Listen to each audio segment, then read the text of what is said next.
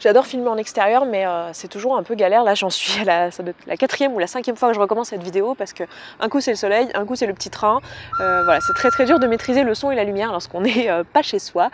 Mais bon, c'est pas grave, il va sûrement y avoir des distractions. Je vais essayer de vous impressionner, de vous accaparer pour que vous soyez à l'écoute de ce que je dis et que vous soyez pas en train de regarder tout ce qui se passe derrière ou de remarquer que, je sais pas, il y a le soleil dans la tronche, qui va, qui vient, qui fait un peu ce qu'il veut, n'est-ce pas? Ceci dit, c'est très agréable, donc je vais pas m'en plaindre. Vous le savez, vous l'avez sûrement remarqué, mais sur la chaîne, l'une des valeurs importantes qui est en fait sur la chaîne, mais dans ma vie de façon générale, l'une des valeurs qui me tient à cœur, qui est importante pour moi, c'est l'indépendance.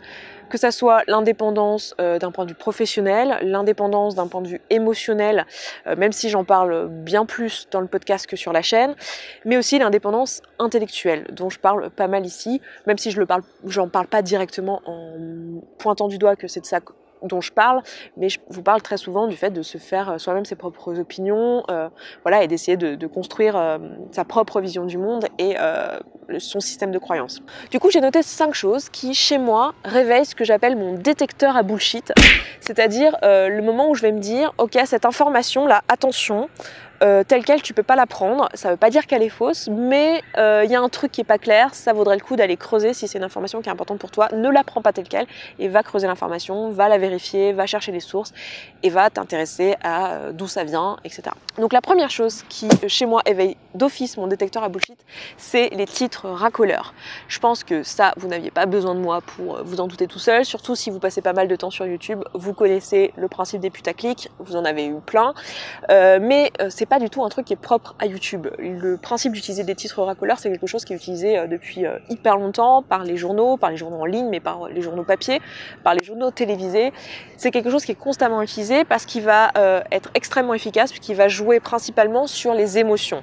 Alors on ne le sait pas vraiment parce que c'est pas évident à prouver d'un point de vue scientifique, mais il semblerait que le fait d'être attentif au danger, ça soit plutôt un avantage dans l'évolution de l'espèce. Voilà, genre si quand y a un truc qui risque de te tuer, t'as un peu peur et tu te méfies, bah c'est plutôt un truc cool pour pouvoir survivre.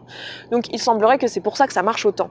C'est pour ça que dans les médias et les trucs en ligne de manière générale, enfin dans les infos, on utilise très souvent la peur, la colère, la tristesse, enfin voilà, des émotions qui sont très négatives et qui sont très fortes, parce que c'est quelque chose qui va attiser la curiosité. Et si votre but c'est de faire du clic, si votre but c'est de faire des vues, parce que vous voulez vendre des produits ou parce que vous voulez vendre de la publicité, eh bien c'est quelque chose qui fonctionne extrêmement bien. Donc c'est quelque chose dont je me méfie directement parce que je sais que là, ce dont la personne s'inquiète, c'est pas tant de me fournir une information qui soit juste ou vérifiée, désolé, il y a les petits trains qui passent, mais plutôt d'attiser ma curiosité et d'attirer mon attention plus que vraiment m'informer.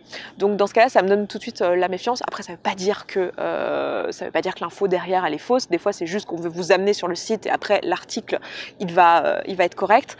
Mais en soi, l'information, le titre, il était là pour juste vous faire venir et vous amener sur le site, quoi. On va laisser passer le petit train. Il vient toutes les 5 minutes. Ça fait assez longtemps que je suis là pour pouvoir vous dire qu'il vient toutes les 5 minutes. Ensuite, le deuxième truc qui réveille ma curiosité, c'est notamment lorsque on vous parle d'articles scientifiques ou de recherches scientifiques et qu'on vous dit voilà, il y a une nouvelle étude qui montre ça et qui remet en cause tout ce qui était su jusque-là, lorsqu'on va vous présenter vraiment quelque chose à propos d'une seule étude. Ce qui me fait me méfier lorsqu'on ne propose qu'une seule étude, c'est que en fait en recherche, l'une des choses les plus importantes dans la démarche scientifique, c'est la reproductibilité des résultats. C'est-à-dire que quand vous obtenez un résultat et qu'il est validé scientifiquement et que vous le publiez dans un article, en fait, en soi, ce résultat tout seul a pas tant de valeur que ça. Même si on essaye d'écarter un maximum, lorsqu'on fait une étude, on essaie d'écarter un maximum les conditions extérieures qui peuvent orienter notre recherche et notre résultat, en soi, ce qui va faire que dans le temps, cette étude va être validée, c'est parce qu'elle va être reproduite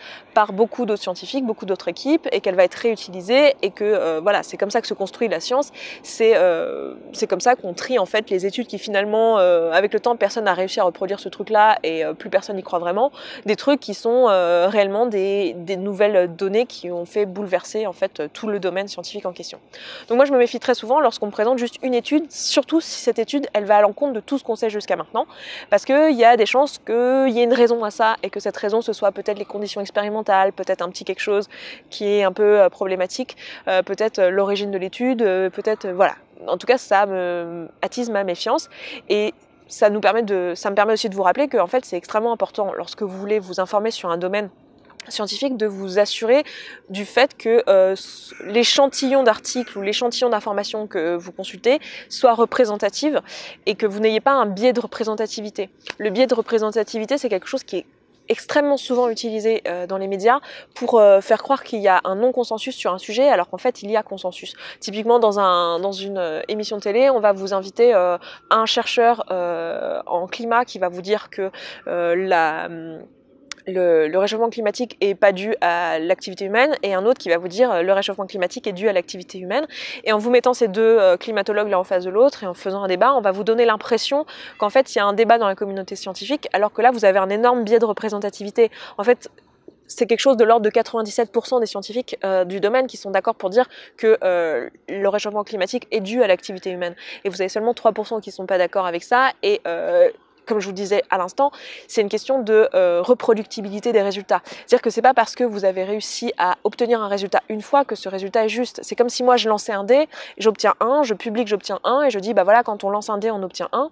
Et ben en fait ce résultat il sera juste uniquement quand il y aura suffisamment de personnes qui l'auront reproduit. Et s'il y a d'autres personnes qui le reproduisent et qui disent bah non, moi en fait j'obtiens 6, et bien en fait ce qu'il faut comprendre, c'est qu'est-ce qui nous manque comme information, et ça se construit au fur et à mesure des recherches en fait. Genre une recherche toute seule ne peut pas être prise dans son coin, et voilà. Et bref, c'est quelque chose qui est souvent utilisé dans les médias et dont moi je me méfie directement dès que c'est utilisé. Ensuite, le troisième truc qui va attiser mon bullshitomètre, c'est l'insistance sur l'autorité. C'est-à-dire quand on va vraiment insister sur le fait que la personne qui est en train de parler, elle a des gros diplômes, qu'elle vient d'une grosse université, ou qu'elle est très connue, ou je sais pas, elle porte un costume cravate et elle parle de manière machin. En soi, c'est pas un problème du tout et ça veut pas dire que parce qu'elle a des diplômes ou tout ça, faut pas la croire.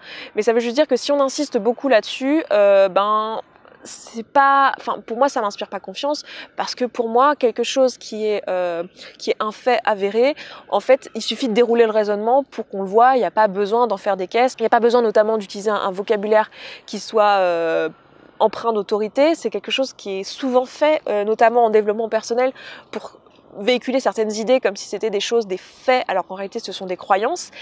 Typiquement, je vous en avais déjà parlé précédemment dans une vidéo, mais j'ai prévu prochainement de faire une vidéo entièrement là-dessus. C'est aussi l'une des raisons pour lesquelles je fais celle-ci avant. C'est tout le pan du développement personnel qui s'intéresse à la loi de l'attraction. Le simple fait d'utiliser le mot loi de l'attraction, c'est quelque chose qui est du vocabulaire en fait emprunt à la physique, emprunt à la science. Le fait d'utiliser dans cet univers-là, on va vous parler de l'univers qui vous donne des choses, on va vous parler d'énergie, on va vous parler de force, on va vous parler de nature, de choses comme ça. Et ça, c'est du vocabulaire qui est là pour donner l'autorité aux propos. Moi, généralement, je me méfie lorsque on me propose d'asseoir l'autorité et vraiment d'inciter là-dessus, ou quand c'est marqué en gros prouvé scientifiquement.